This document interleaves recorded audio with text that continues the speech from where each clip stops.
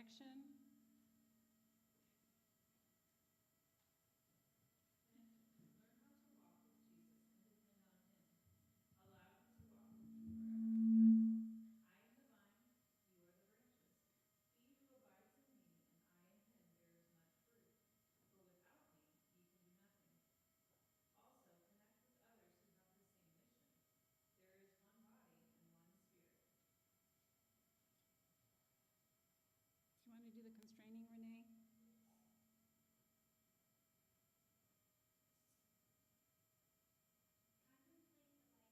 came to reveal his Father's character.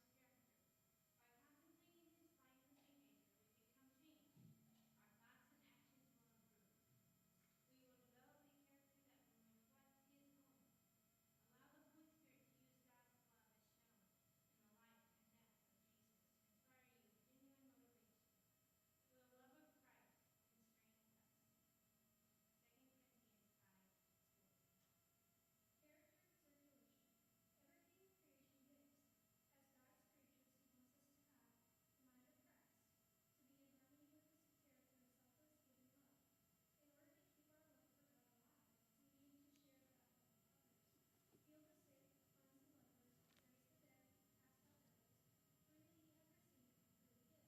As God's creatures, he wants us to have the mind of Christ, to be in harmony with his character of selfless, giving love. In order to keep our love for God alive, we need to share that love with others. Heal the sick, cleanse the lepers, raise the dead, cast out devils. Freely you have received, freely give. Just as in our physical bodies, our spiritual life needs constant circulation. Just as a flowing river needs a beginning and an end to stay alive, so it is in our coaching experience. If a river has no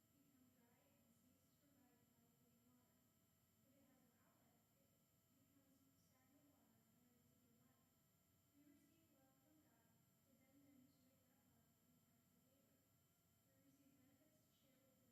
We receive love from God to then demonstrate that love in practical labor. We receive benefits to share with the rest of creation. There is life in service. As in the natural, so in the spiritual world. Every power unused will weaken and decay. Wow. Anything jump out at anybody?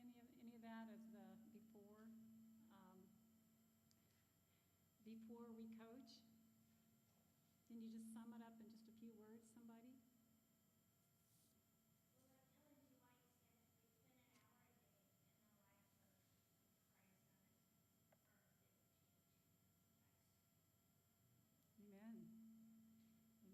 earth that we change Christ. Amen. Amen. It sounds like a complete surrender, consecrating ourselves to him. It's when we see, like you say, what he's done. We need to make sure that our life is good God and we're actually following him. That, I think, is a perfect summation of everything we just read, that being sure that we are consecrating to him and we're giving up things that might come between us and him. So that's very good. All right. The C's during coaching. Harvey, can you read the ones? Do you have that on page 22 from there to the bottom of 22? So this is during the coaching. We just read about the importance of the ones leading up. Centered in Christ, hospitality. Coaching method is centered on Jesus. Our ultimate goal is to lead them to him. Remember, Jesus is life. Creation power. Remember, Jesus is the creator and author of life. Power comes from him, not from you. Choose life. Keep your eyes on goal. Life and salvation is the ultimate goal.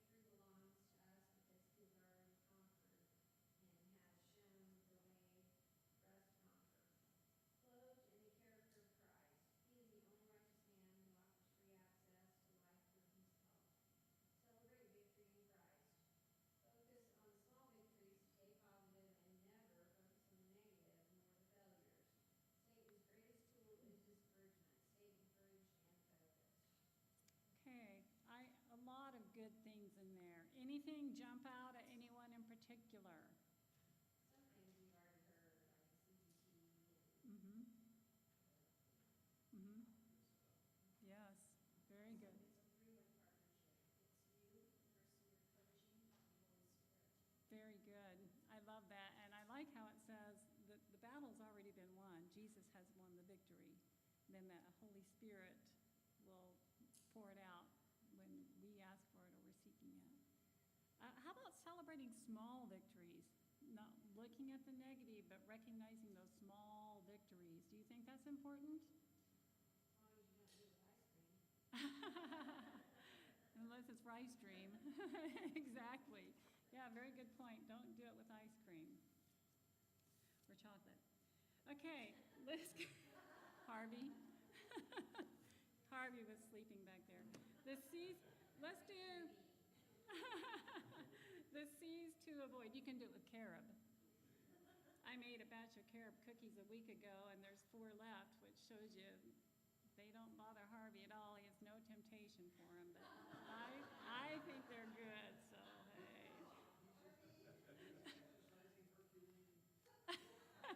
Right, right, right.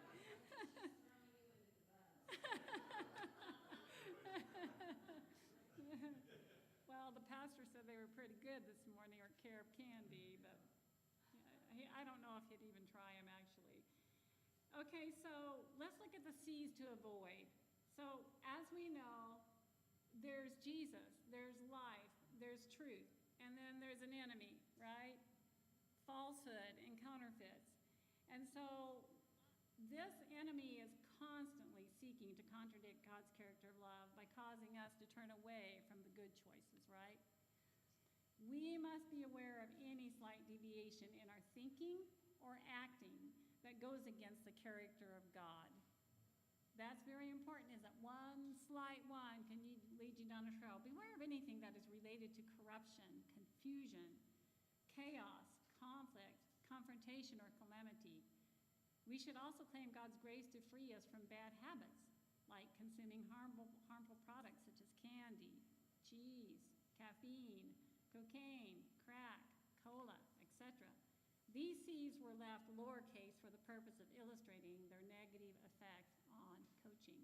Can what we eat or what we put into our body affect our mind, our relationships, our ability to have clear thinking and to help someone else along?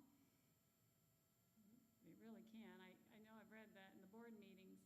A lot of times our board members can be overloaded from eating too big of a meal, and their yays and amens sometimes are nays. You know, their mind isn't clear as it should be. So let's do the C's to avoid. I'll do the first 2. We'll just take 2 at a time. The corruption. Truth has been twisted. Satan's a master of that, to create distorted facts, dishonesty, wrong behavior to gain a benefit. These are practices that must be shunned. We don't want to twist the truth. We want to keep pointing to truth. The chaos, lack of order, confusion, and unclear goals and plans that lead to destruction.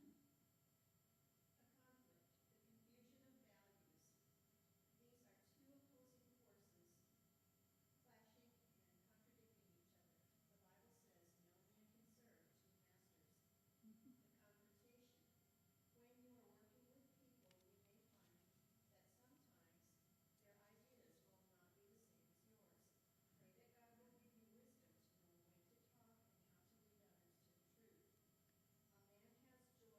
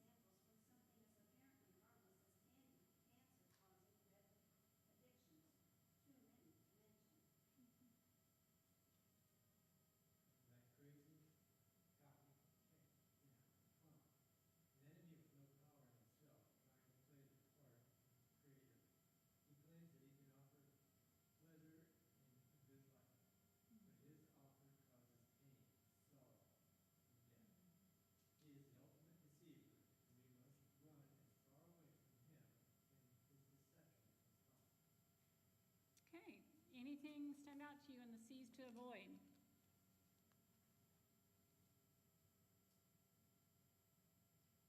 Well, it's all good, but chaos, lack of order, it's like when you get onto a schedule or routine or whatever that you know is the Lord's will, there's always things trying to knock you off of that. And it's really important, even though it's hard, to do everything possible to stay with what you have carefully decided this is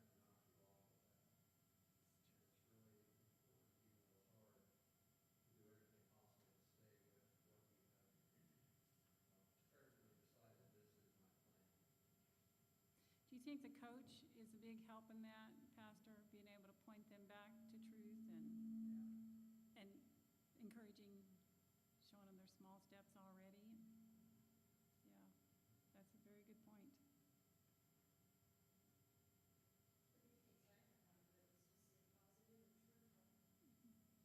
Mhm. Yeah, the positive is very, very, very important. And truth, yes. If it's not based on truth, we're definitely pointing them in the wrong direction. After the crazy cat clown that thinks he's got so much power and he doesn't. I thought that was pretty creative of Esther, wasn't it? Okay, and so you all can read your coaching commitment at home.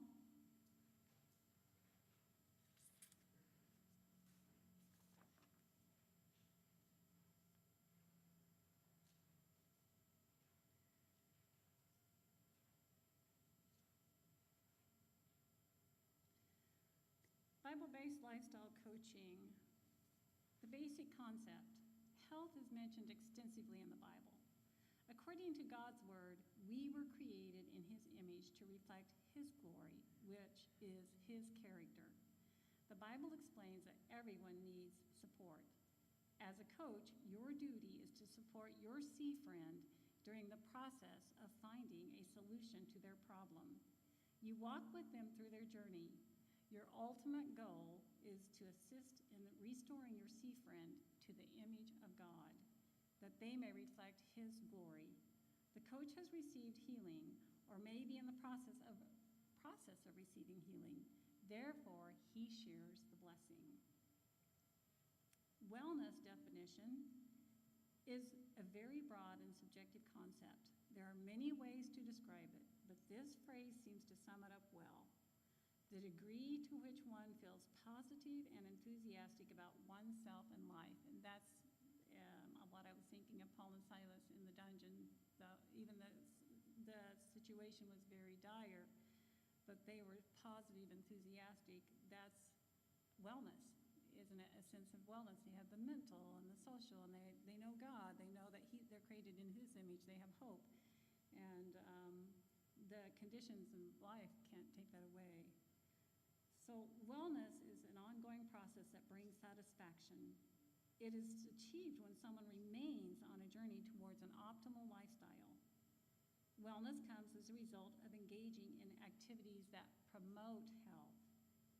It relates to all aspects of life, including physical, emotional, mental, social, and spiritual, etc. So that's what I think is very interesting that we need to remember when we're working with people. Wellness relates more than just to physical and spiritual. It's very broad, isn't it? So you might be, you've also got the social aspect. You know, what if you're isolated or you don't have friends? But you've got the physical, you know, the emotional, the mental, social, and the spiritual. Wellness is very broad. So we'll be working with our C friends, finding those areas where they're weak and helping them to restore as we're pointing them to the goal, which is going back to where God created it and how he intends us to be. So your homework is to read, again, what was your homework I already gave you? Read about Christ's method, right? Now I want you to read page 27 and 28 when you're home. That's about the Bible's principles of coaching, the coaching friendship, who is the expert. We've kind of talked about it, and coaching communication. So at home, if you'll read that. I want to talk a little bit about power to change. When coaching, we must take advantage of the fact that God created the human brain with malleability and a wonderful ability to form new pathways. Everybody's heard about neuroplasticity, right? It's a big word now. Isn't it exciting? It's very exciting that the brain can form new pathways. Neuroplasticity is the ability of the brain to form a new synaptic connection and recognize old ones, especially in response to learning, experience, or after an injury. So here's some 3 terms to remember. Principles of neuroplasticity. What gets fired gets wired. So what? Yes, it should be. Maybe not. Okay, it's not. So I gave you the scientific evidence, right? Okay. Yeah, you don't have this one. What gets fired gets wired. Repetitive impulse strengthens the synapses. So once they start firing a new habit, the more they do it, those pathways are going to strengthen until they have a new habit, right? But it's repetition and doing it completely, and that's where we come in. They're supporting them in that. What you don't use, you lose. Neurons that don't fire impulses lose their strength and break synapses. That's wonderful too. So when they stop putting off the old, after so long, those won't even get fired anymore. It's no problem for me to go past Starbucks anymore. I can smell it and whatever, and there's no desire because those habits haven't been embellished, you know. So we can form new pathways, and that's wonderful. When you make them, you break them. Old synapses must break when new ones are formed. Repetition is the key to creating new skills and habits. Once the habit becomes part of the daily routine, it becomes a lifestyle. The ability gets stronger and less effort is exerted. It becomes a new normal.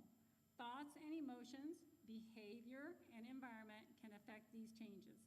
If we desire healthy mental performance, improved brain function, increased learning and memory capacity, we should practice healthy choices that strengthen the synapses in our brain cells. And so we will be sharing that with our C friends when we're coaching them, because that's very encouraging when we realize we can change the brain. We don't have to constantly be bound to those old habits, bad habits. And then you guys can read the scientific evidence. You will see that people do much better whenever they are coached. Overcoming diabetes, if they have a coach, the effects are so much better. You should have this one, the scientific evidence, page 29. Yeah. So there's, And we're just going to finish with, for today, coaching and the cycle of evangelism, the story of Victoria. And I'm just going to read this to you. And it's just a sample of a coaching experience that Weimar had and how this worked with their cycle of evangelism and someone's coaching experience. The coaching methods used at Weimar are unique. We allow each individual to be responsible for their own decisions and their own health, not giving advice, but leading C friends to the source of information. A coach learns how to be a genuine friend. As church members, we need to open our hearts to the source of love, so the truth and the light of Jesus can shine through our own life and to others. We offer our friendship, and through our own example, we help others to increase their desire for healing and well-being. In the New Testament, the same Greek word is used for salvation and health. Remember that word? It was in our terminology, and remember? That's right. I love it. Salvation and health cannot be separated. These two concepts should not be separated. Let me tell you about our friend Victoria. She had been living a life full of stress and sadness. Her husband was very ill, and she was overwhelmed with the responsibilities involved in his care. One day, a friend invited Victoria to a community program. Someone at the program told her about the Total Community Involvement Initiative at Weimar University. They explained that students would go to her house to do community service, willing to help in any way she needed. Victoria accepted the help from TCI, and a group started visiting her home. Victoria was a long-term heavy smoker and was using controlled drugs as well as alcohol. During one of the TCI visits, the leader asked her if she was interested in reading and studying the Bible. She accepted. As the visits and the studies went on, Victoria decided to quit smoking. It was the Holy Spirit's inspiration and love of her new friends that encouraged her. Finally, Victoria and her husband Eddie decided to get baptized. However, the week of the baptisms, Eddie became critically ill and had to be hospitalized. He encouraged his wife to go on with her baptism. He was anointed that same weekend. Victoria got baptized on May 4, and Eddie passed away the next day.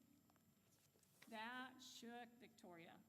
I remember calling her one day. She could hardly speak, and I could tell she was intoxicated, mixing alcohol with the narcotics she was taking for her back and knee pain. She told me she wanted to die. I started crying over the phone, telling her how sorry I was for not paying closer attention to her needs. We started visiting her more often. I called other church friends, and we took turns visiting and ministering to her. One Sabbath, I went to her home to help her dress for church.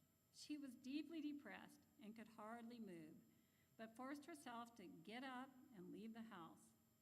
We assigned 2 health students to Victoria as her lifestyle coaches. One of them, Dr. Amy, was a dermatologist, and she thought coaching was going to be easy because of her medical background. She soon learned how difficult it was to put aside her expertise and learn to be a friend. This is Dr. Amy's experience in her own words. My first C friend was an older person who had recently lost a spouse, and as a result was severely depressed. She was treating her depression with alcohol and prescription pain medications. I was not the first person to be sent from Weimar to help her. Her first coach had completed the health program, and so now I was assigned to her. My first visit to her was memorable. My coaching partner and I stood outside her door for over 10 minutes as she cried from the couch, saying she was in pain and couldn't get up. When I was let in, even though she was inebriated, we talked for over 2 hours, where she told my coaching partner and me a lot about the difficult experience she was going through. In the process of listening to her, I asked her what she thought would help her out of her depression. She mentioned she needed more exercise, and she wanted to stop drinking. This spurred me to tell her I had just seen the neatest short video on YouTube about the benefits of exercise, and I asked if she wanted to see it. She did, and we watched it. It was very entertaining and contained a lot of good information regarding the benefits of exercise. After the video, I asked if she'd like to start getting more exercise right then, and would she like to take a walk with me? She thought that was a good idea. And so, supported by myself and my coaching partner, we took a short walk up her street. It was a start.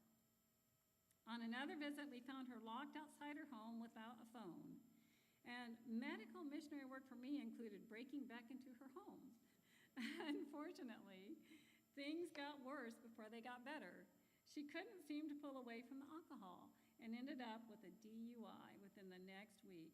She spent a night in jail before getting out on bail to come back home. At a subsequent visit with myself, my coaching partner, the TCI leader, and her former student coach, she told us that she wanted to move away to Reno, that she enjoyed gambling, and basically she was a little upset with our persistent involvement in her life. But we persisted anyway. I think we addressed that earlier on, right? Particularly Narlan, the TCI leader, as well as recurring TCI visits. Eventually, a Bible worker came to continue Bible studies with her. As a result of a team effort, our friend began to improve significantly. She was put in touch with Dr. Nedley, who further developed a plan for her to get off addictive prescription medications. And despite some withdrawal symptoms, with everyone's encouragement, she continued to improve. And through sacrificial donations, she was able to participate in one of Wemar's lifestyle change live-in programs. Her future is looking much brighter as a result of individuals from Wemar taking time to get involved in her life as true friends. After much labor and love, Victoria is now serving God. She works as a clerk at the community store, and when we go visit her home, the environment is clean, pleasant, and full of joy. She enjoys cooking healthy meals, attends our community programs, continues learning through personal and group Bible studies, and shares her testimony when she's asked to do so. Recently, she told me that she wants to be trained as a lifestyle coach. She wants to bless others the way she was blessed. So next session, we've kind of had the foundation, the principles, the terminology. We have some things to study and to contemplate and think about. The next session, we will get into the method of coaching and the way to reach people and to help them set up their plans. We'll get into the lifestyle coaching journals, and it's going to be good. So let's close with prayer. Thank you for staying. And Pastor, would you close us with prayer? Sure. Loving Father, we thank you for this opportunity to learn more about how to serve other people, help them to have success, so to speak, in life, and most of all, come into a saving relationship with you. Guide us, Father. Draw us nearer to you through this process of learning. We pray in Jesus' name. Amen. Amen. So when are we meeting again? Okay, we're going to get into the meat of it. So I encourage everybody to be here, if you can. And thank you for staying. Sure.